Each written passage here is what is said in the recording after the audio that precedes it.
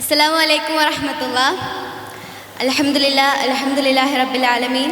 الصلاة والسلام على أشرف المخلوقين وعلى آله وصحبه أجمعين برضا الله أما بعد.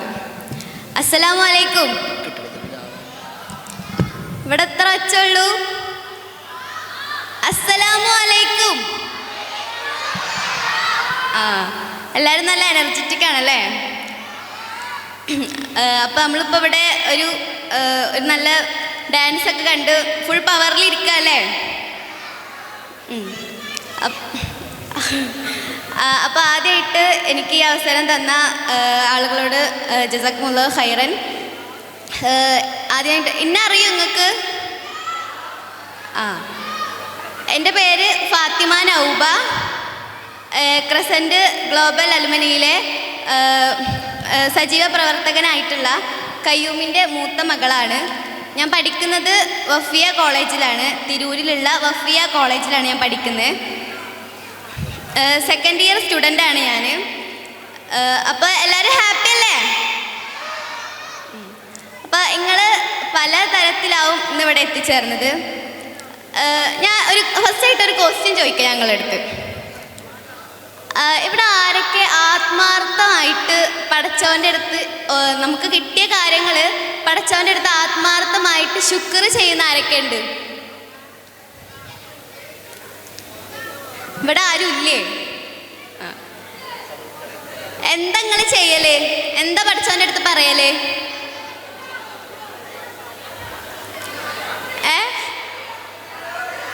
എന്തിനാ അൽഹംദുലില്ലാ പറയല്?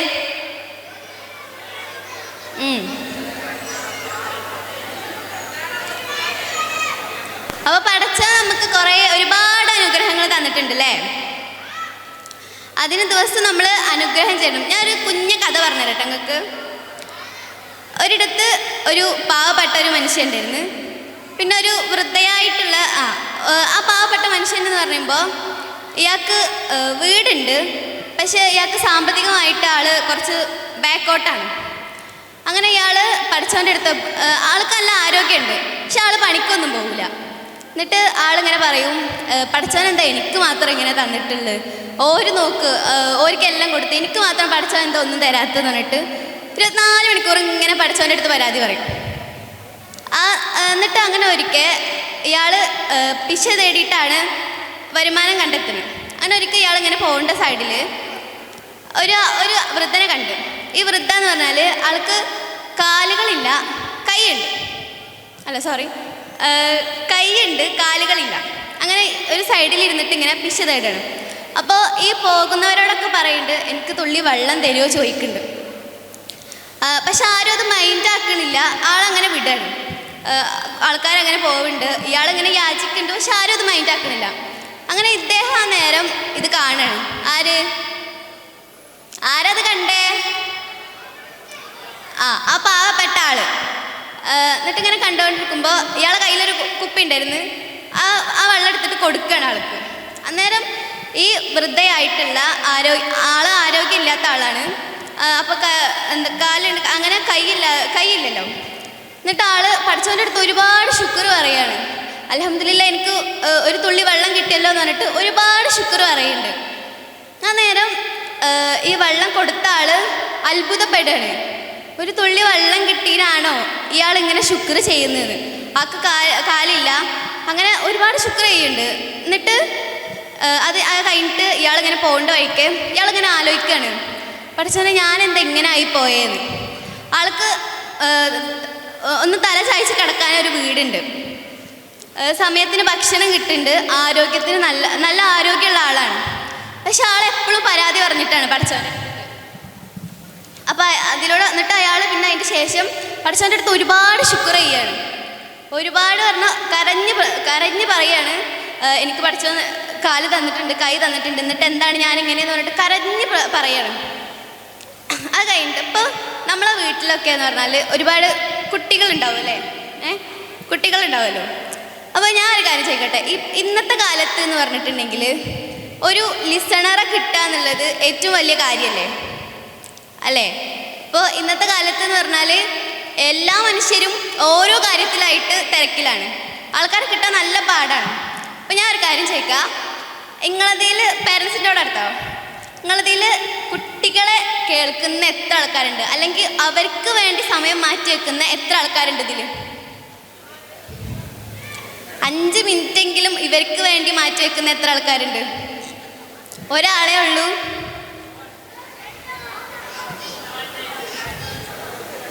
കുറവാണല്ലേ?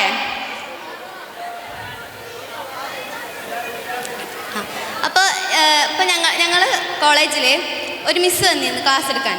അപ്പോൾ ഈ മിസ്സ് പറഞ്ഞൊരു കാര്യമുണ്ട്, ഒരു ചെറിയൊരു കഥ പറഞ്ഞതിന്.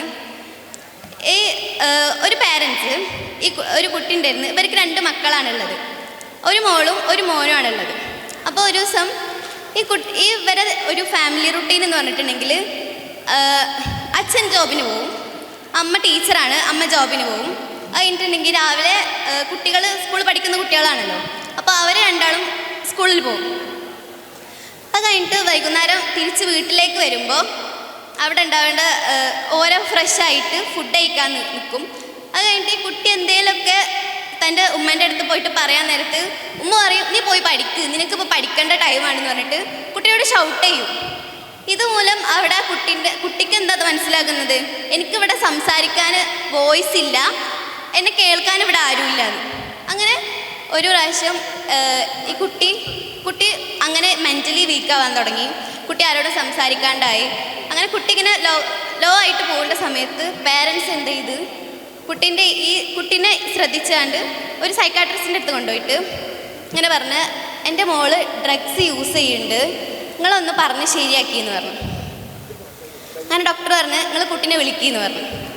അങ്ങനെ കുട്ടീനെ വിളിച്ചിട്ട് പറഞ്ഞ് എന്താണ് മോളെ പ്രശ്നം, എന്താണ്, എങ്ങനെയാണ് ഇതൊക്കെ തുടങ്ങിയത്, അങ്ങനെ കുറേ കാര്യങ്ങൾ ചോദിച്ചു.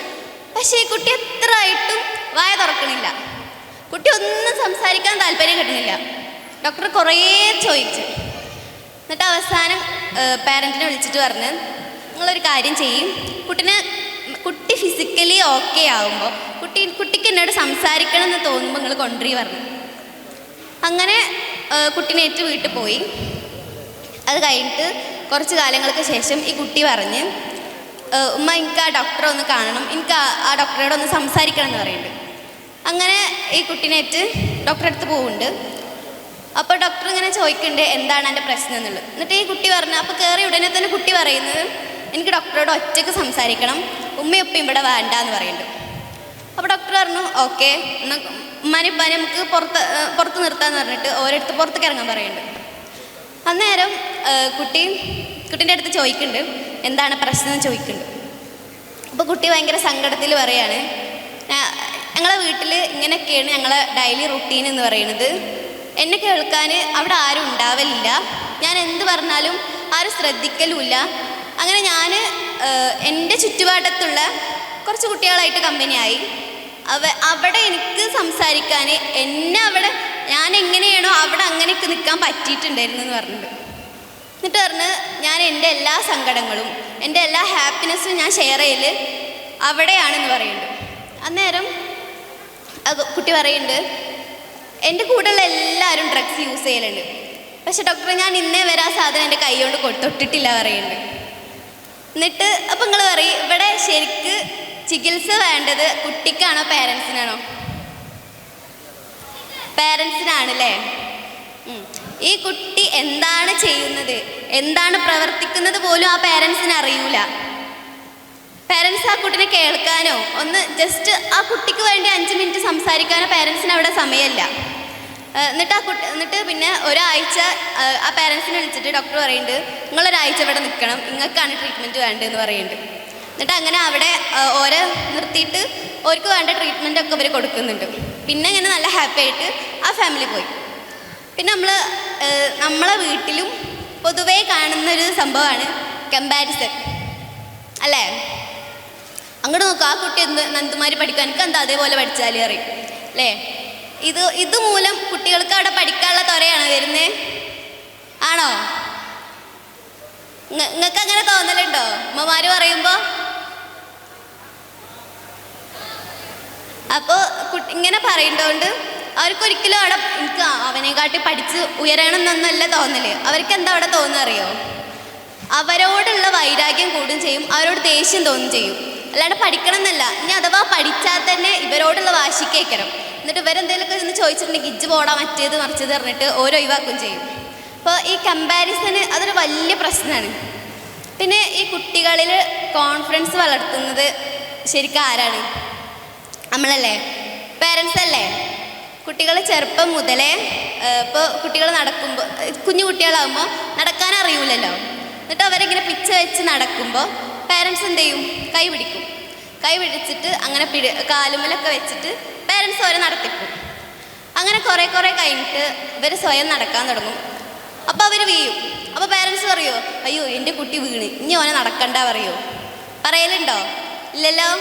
കുട്ടികളെ പിന്നെയും ഉയർത്തിക്കാനേ നോക്കുകയുള്ളൂ. പേരൻസ് പറയും എന്നെക്കൊണ്ട് പറ്റും എന്ന് പറഞ്ഞിട്ട് ഇവരെ സപ്പോർട്ട് ചെയ്യാണ് ചെയ്യുന്നത് അവിടെ. അപ്പോൾ കുട്ടികൾ എന്ത് കാര്യമെന്ന് പറഞ്ഞാലും പ്രത്യേകിച്ച് ഇപ്പോഴത്തെ ഒരു ജനറേഷൻ എന്ന് പറഞ്ഞിട്ടുണ്ടെങ്കിൽ അവർ നമ്മളെ വൈക്കൊന്നും കിട്ടൂല. അവരങ്ങനെ പോകേണ്ട ആൾക്കാരാണ്.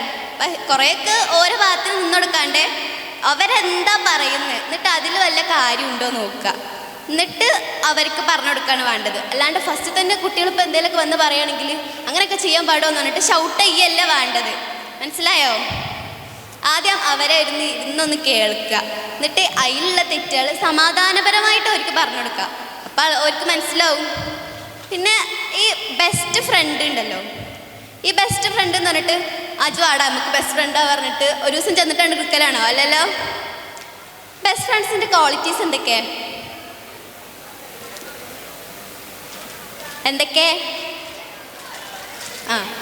ഇപ്പം നമ്മളൊരു ഫ്രണ്ടിനെ സെലക്ട് ചെയ്യുമ്പോൾ അവിടെ അമ്മക്കൊരു സ്പേസ് ഉണ്ടാവും അല്ലേ?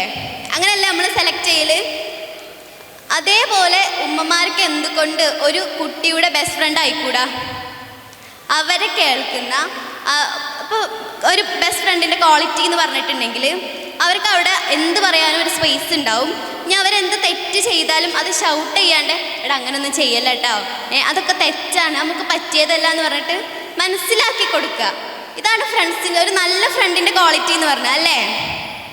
അതേപോലെ ഇവരെന്തെങ്കിലും തെറ്റ് ചെയ്തിട്ടുണ്ടെങ്കിൽ അത് നമ്മൾ പറഞ്ഞ് മനസ്സിലാക്കി കൊടുക്കുകയാണ് വേണ്ടത്. ഒരിക്കലും അവിടെ ഷൗട്ട് ചെയ്യരുത്.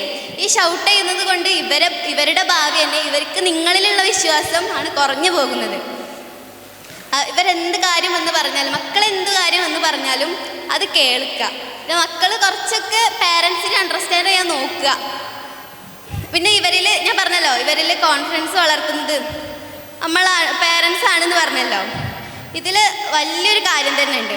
ഈ കോൺഫിഡൻസ് വളർത്തുമ്പോൾ അതിൽ ഒരിക്കലും ഇവർ ചെയ്യുന്ന കാര്യങ്ങളെ തളർത്താൻ പാടില്ല. എന്തായാലും അവർ ചെയ്യുന്നതിനെ വളർത്തിക്കൊണ്ടുപോകാൻ വേണ്ടിയിട്ട്. ഇപ്പോൾ ഈ ലോകത്ത് തന്നെ ഒരുപാട് മനുഷ്യന്മാർ, സക്സസ് ആയ മനുഷ്യന്മാരുണ്ടല്ലേ?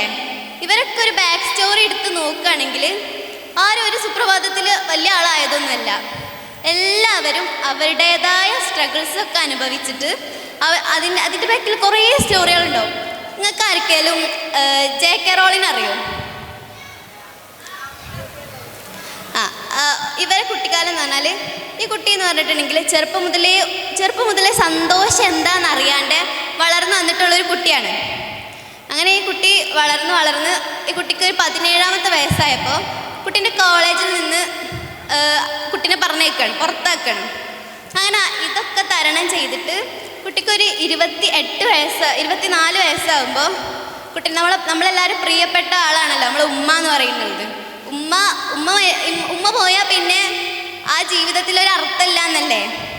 അപ്പോൾ ഈ 24ാമത്തെ വയസ്സിൽ കുട്ടിയുടെ ഉമ്മ മരണപ്പെടുകയാണ്.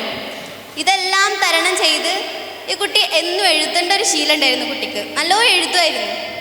ഇതെല്ലാം തരണം ചെയ്തപ്പോൾ ഇങ്ങനെ റിക്കവറായിട്ട് വരുന്ന സമയത്താണ് ഈ കുട്ടീൻ്റെ ഹസ്ബൻഡുമായിട്ട് ഡൈവോഴ്സ് ആവണം. 28ാമത്തെ വയസ്സിൽ കുട്ടീൻ്റെ ഹസ്ബൻഡുമായിട്ട് ഡൈവോഴ്സ് ആവണം.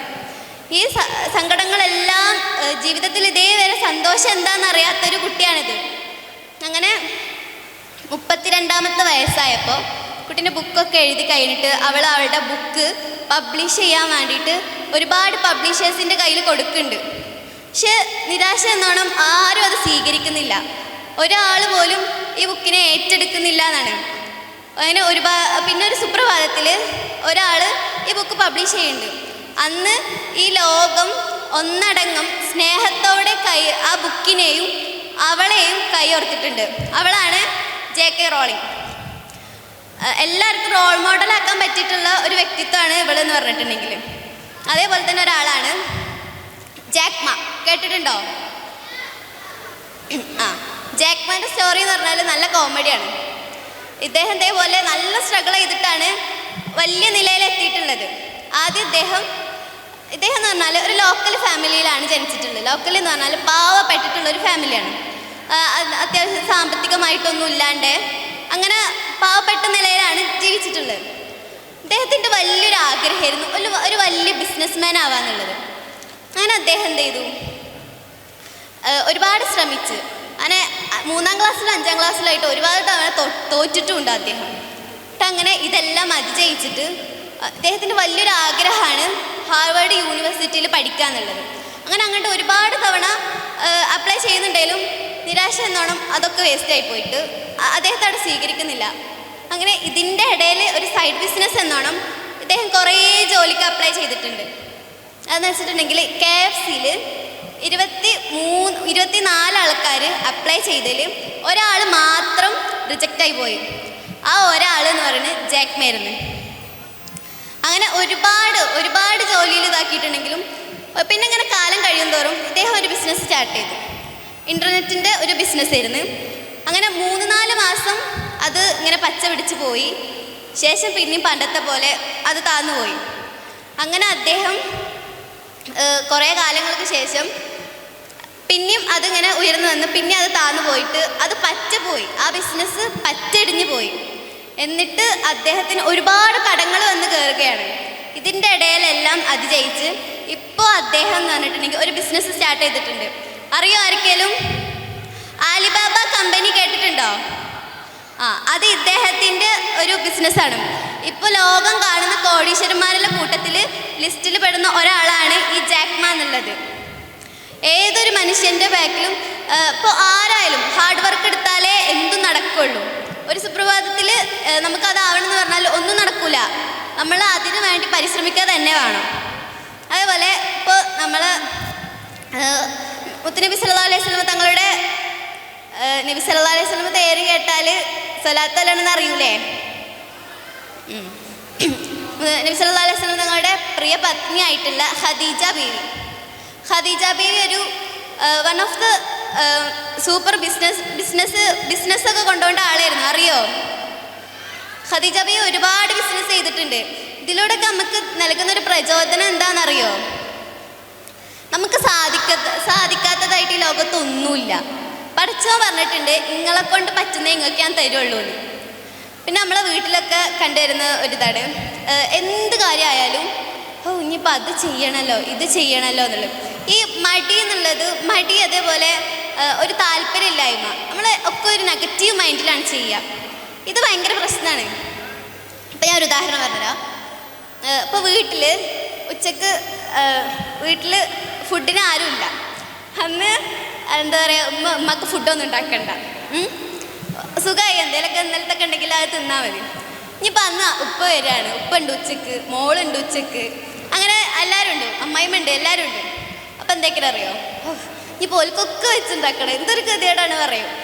പക്ഷെ ആ സമയം നമ്മളുണ്ടല്ലോ ഇങ്ങനെ ഇന്ന് എൻ്റെ ഭർത്താവ് വരുന്നുണ്ട്, അവർക്കൊക്കെ ഫുഡ് ഉണ്ടാക്കി കൊടുക്കണം എന്ന് പറഞ്ഞിട്ട് നല്ല രുചിയിൽ നല്ല ആത്മവിശ്വാസത്തോടു കൂടി സന്തോഷത്തോടു കൂടി ആ ഫുഡ് ഉണ്ടാക്കുമ്പോണ്ടല്ലോ, ഇനിയിപ്പോൾ എത്ര ടേസ്റ്റ് ഇല്ലാത്ത ഫുഡാണെങ്കിലും അതിൻ്റെ ഇടയിൽ ഒരു ടേസ്റ്റ് ഉണ്ടാവുന്ന പഠനങ്ങൾ പറയുന്നുണ്ട്. നമ്മൾ പോസിറ്റീവായിട്ട് ഇഷ്ടപ്പെട്ട് ചെയ്യുന്ന എന്തൊരു കാര്യത്തിനും അതിന് ഒരു രസമുണ്ട് എന്ന് പഠനങ്ങൾ പറയുന്നതാണ്.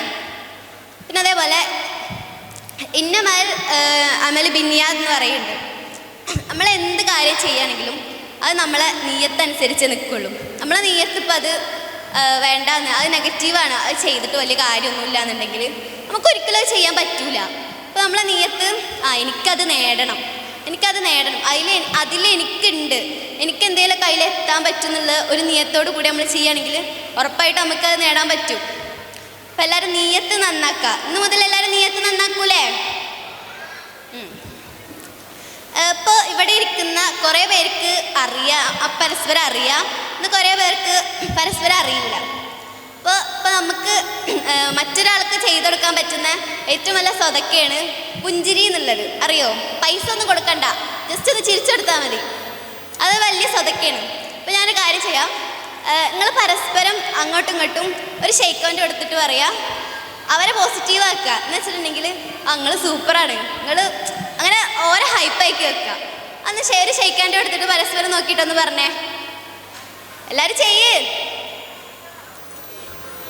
നിങ്ങൾ സൂപ്പറാണ് പറയും. അന്ന് ചിരിക്ക്. ഇതെന്താ അത്? ചിരിച്ചിട്ട് പറയേ. നമ്മൾ മറ്റൊരാൾക്ക് ചെയ്തു കൊടുക്കാൻ പറ്റുന്ന ഏറ്റവും വലിയ ഉപകാരമാണ്. പൈസ ഒന്നും കൊടുക്കണ്ട, ഒരു ചിരി, അല്ലെങ്കിൽ അവരെ സന്തോഷിപ്പിക്കാൻ പറ്റുന്ന ഒരു കാര്യങ്ങൾ. ഇപ്പോൾ നമ്മൾ ഈ ക്രസൻറ്റ് ഗ്ലോബൽ അലുമിനിയിൽ ഒരുപാട് കാര്യങ്ങൾ അങ്ങനെ ചെയ്യുന്നുണ്ട് അല്ലേ? പാവപ്പെട്ട കുട്ടികൾക്കൊക്കെ അവർക്ക് വേണ്ട സൗകര്യങ്ങൾ കൊടുത്ത്. നമുക്കിപ്പോൾ ഏതോ ആലോചിക്കാം, ചെന്നൈ യാത്ര ഓർമ്മയുണ്ടോ ആർക്കെങ്കിലും? ചെന്നൈ യാത്രയിൽ ഇതിൻ്റെ ബാക്കിലുള്ള ആൾക്കാർ ശാരീരികമായിട്ടും മാനസികമായിട്ടും സാമ്പത്തികമായിട്ടും കൂടെ നിന്നിട്ട്, അവരുടെ കൂടെ നിന്ന്, ഒരിക്കലും വേറൊരാളെ പറഞ്ഞേച്ചിക്കല്ല ഇതിന് വേണ്ടിയിട്ട്, അവരും ഒത്ത് എല്ലാവരും കൂടെ അവരെ സന്തോഷം നോക്കിയിട്ട്, ഒരുപക്ഷെ മേ ബി നമ്മളും അത് ആദ്യമായിട്ടാവും എക്സ്പീരിയൻസ് ചെയ്യണം അല്ലേ? പലരും ഇത് ആദ്യമായിട്ടാവും എക്സ്പീരിയൻസ് ചെയ്യണം. ഇപ്പോൾ പാവപ്പെട്ട യത്തീമായിട്ടുള്ള കുട്ടികൾക്കൊക്കെ ഇങ്ങനെയൊക്കെ സൗകര്യം ചെയ്തു കൊടുത്താൽ ഒരുപാട് ആൾക്കാർ ഇതിൻ്റെ പിന്നിൽ പ്രവർത്തിച്ചിട്ടുണ്ട്, ശരിയല്ലേ? അവർക്കൊക്കെ പഠിച്ചവന് നല്ല ആയുസ്സും ആരോഗ്യത്തോട് കൂടിയിട്ടുള്ള ആയുസ്സൊക്കെ പ്രദാനം ചെയ്യട്ടെ എന്ന് പറഞ്ഞുകൊണ്ട് ഞാൻ എൻ്റെ ഈ കൊച്ചു പ്രസംഗം ഇവിടെ നിർത്തുകയാണ്. അസ്സലാമു അലൈക്കും വറഹ്മത്തുള്ളാഹി വബറകാതുഹു. Team target wave trainer Nauba ഫാത്തിമക്ക് പാണക്കാട് സയ്യിദ് സാദിഖ് അലി ശിഹാബ് തങ്ങൾ നൽകുന്ന മൊമെൻ്റോ ആണ്.